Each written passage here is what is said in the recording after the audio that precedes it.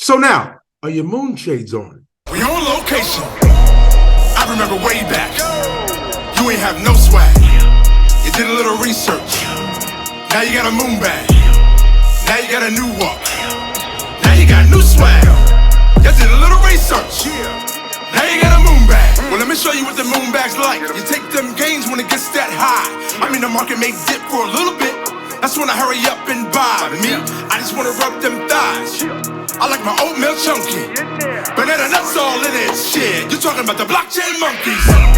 It's a solo nation. Ambrosia Collective has a pre-workout that is mushroom enhanced. How did I find it? Well, first of all, I take a plant-based protein. And where do I get it? Ambrosia Collective. Link is in the description. And what do I mix with that? Sea moss. Has over 92 minerals that the body needs. Okay? Now, got my immune system in check. But now, when it comes to crypto, we're talking about cold storage. Get your crypto off the exchange and into a cold storage wallet to where only you have access. Okay? DCENT wallet link in the description. Now, ladies and gentlemen, one thing you're definitely going to do is put some respect on Reggie Middleton's name. Okay? We're talking about Veritaseum. But before we even get there, the gentlemen of crypto, they've been hitting you with this heat, this knowledge for a long time. And you know what? You need to put some respect on their name too. Huge shout out to y'all and everything that you're providing in this space. Now, Reggie Middleton dropping the hammer on Circle. Really quick, we got to get him on the mic before the end of the year. Of course, Reggie Middleton is here as well. What's going on, Reggie? Welcome back. Long time no see. How have you been? I've been working hard, my brother. Working hard. Go ahead. Well, tell us new updates. What's the word? What's happening out there?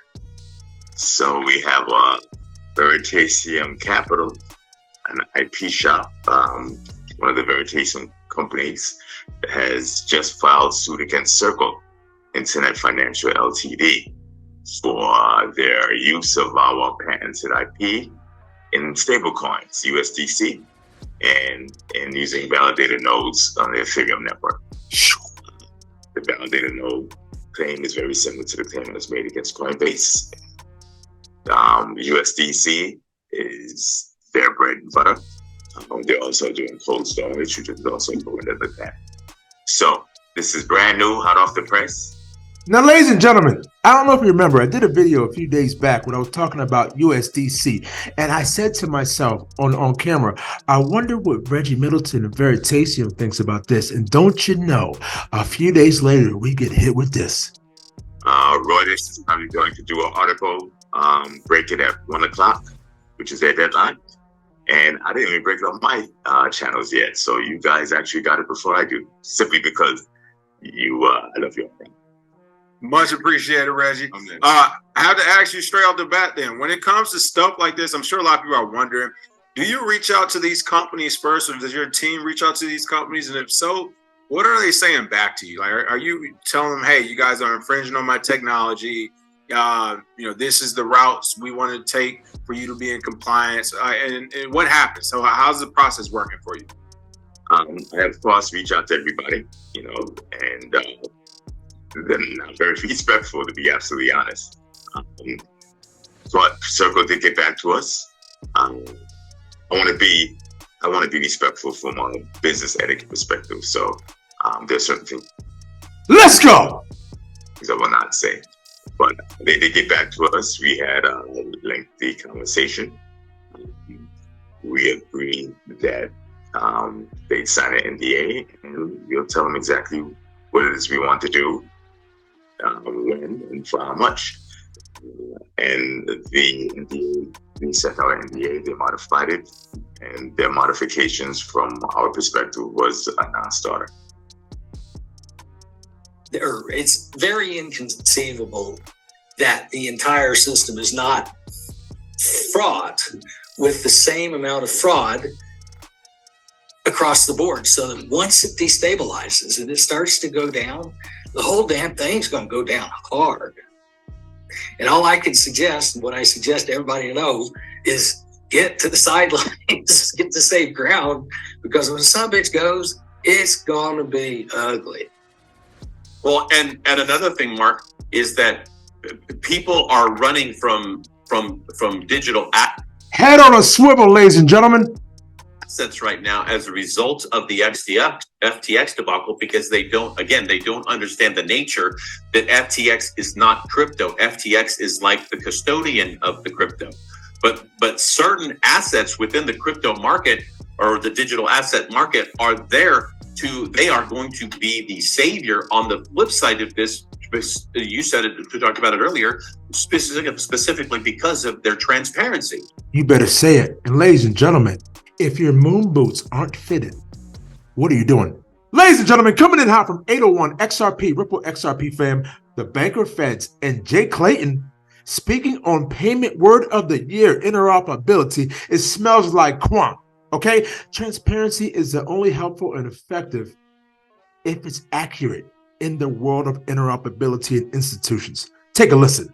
Transparency is only helpful and effective if it's accurate.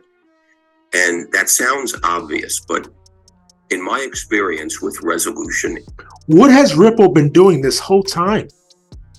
issues, and in this world of interoperability between institutions, it seems to me more times than not, the regulators are sort of the quarterback in this, and they're getting bilateral information, but the neural network of institutions that really should be talking to each other to help aren't doing it. And so information becomes disinformation because everybody's waiting for each other to clarify. So my point is to have accurate transparency, it needs to be underpinned by a foundation of a solid neural network within the industry among the institutions who are involved in this. What do you think they're building right now? Right in front of your face, the plumbing. And that's not easy. But I think it's something that we need to really think about and work on. Because if we don't, it's just going to spin. I think this is an incredibly... Oh my goodness. And you got Jay Clayton, just to his voice alone. And then the fact that he really doesn't know what he's talking about. Take a listen. Point. When you see it, any statement that's made, whether it's made by a regulator or institution, is going to be tested by the market. It's painful listening to him. And we have to understand that. And I think that just putting the 2 points together, what you want to have out there today is something that when you make a statement in a time of stress, it provides that underpinning for the statement. And I think that's the way to think about the body of work that you have out there. And it's kind of a dynamic relationship when you have to make a stabilizing statement. I wondered whether there are some markets. Somebody get us some help. Yes, indeed, ladies and gentlemen. You see here at Blockchain Monkeys, we look at both sides of the coin. Yeah, I want to see the ugly truth. Let's go. Nothing to see here. It should be accessible when people need to know, but I don't think you have much hope of reaching a public that doesn't have a professional need to know. I completely agree with that. I almost think you'd scare the public if you put this out. Like, why are they telling me this? Should I be concerned about my bank? Like, my insurance company doesn't tell me what they're doing with my assets. They just assume they're going to pay my claim. Right? I think you've got to think of the unintended consequences of taking a public that has more full faith and confidence in the banking system than maybe people in this room do. Sheesh. That we want them to have full faith and confidence in the banking system. They know the FDIC insurance is there. They know it works. They put their money in. They're going to give their money out. So there's a select crowd of people that are in the institutional side. And if they want to understand this, they're going to find a way to understand this. There's a bunch of law firms represented in this room. There's a bunch of people that charge them by the hour a lot of money to explain this all to them. And it's fine. And I don't have a problem with that. And they all have huge staffs. But I would be careful about the unintended consequences of starting to blast too much of this out. Coming in hot from the Wall Street Silver, central banks are scooping up gold at the fastest pace since 1967. China and Russia are big buyers and are keen to diversify their reserves away from the dollar. Ladies and gentlemen, what is happening here? And this is why Digital Asset Investor speaks on GlimpPay. It is not a game, ladies and gentlemen. We got Bank of England receives 20 applications to develop CBDC wallet prototype. And as we scroll down this article, who do we see here? Ladies and gentlemen, one of its supporters, Gilbert Veritaseum, founder and CEO of Quant, believes a well-designed CBDC could help provide a real-time view of risks and currency outflows to help implement specific and targeted measures to prevent financial contagions from spreading further in the event of a crisis. You were talking about Mr. Interoperability himself. And speaking of ISO, ladies and gentlemen, what do we have here? Coming in hot from digital perspectives, it is possible to envision an even more adventurous arrangements. For instance, a special drawing rights-based stablecoin issued by a multilateral agency, which would be exchangeable with any national currency. Any national currency could thus be convertible into any other national currency. Ladies and gentlemen, is this what's happening here? Is this a peek into the future? You tell me. And so, ladies and gentlemen, before I let you go, let's bring it back to King, Bitcoin Zay, and Reggie. Put some respect on it, DeFi Middleton. We simply want the IP to be paid for. We can easily show where we feel the IP is infringed. The circle suit's 184 pages long, very detailed. It is probably now public information since it's been filed. And we are quite reasonable. It's our goal to further the DeFi industry.